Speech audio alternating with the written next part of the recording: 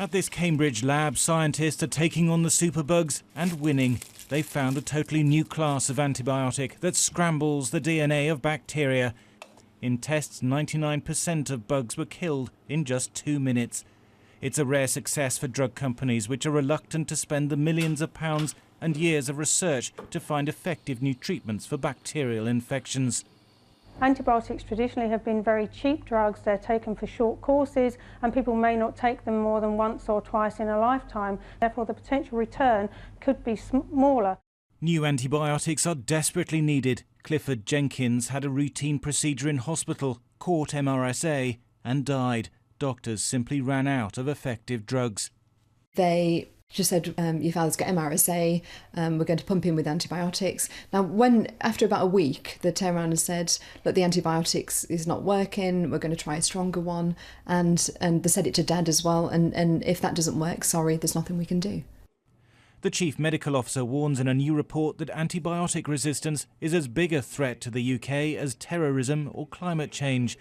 Last year, there were 99,000 serious bacterial infections of the bloodstream in the UK, excluding Scotland.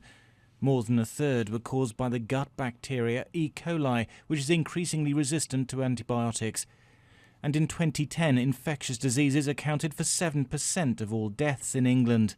I could go and have a replacement hip in 20 years' time. It's quite frequent that people get infections that get into their blood, a septicemia, and I could die of a routine infection because there's no antibiotic to treat it. It would be like being back at the beginning of the 19th century before we had antibiotics, and that would be awful. We're all part of the problem. Unfinished packets of antibiotics returned to pharmacies are proof that we're not taking the tablets as we should, giving bacteria the chance to evolve resistance. It's absolutely vital that you keep taking the antibiotics for the length of time they've been prescribed. For a lot of us, when we feel better, we might think it's time to stop taking that antibiotic, but actually it takes a few more days to clear out that infection. But doctors too are warned by the Chief Medical Officer not to squander the remaining antibiotics. Careful prescribing ensures they stay effective for longer, giving scientists more time to find the new superbug cures the world so desperately needs. Thomas Moore, Sky News.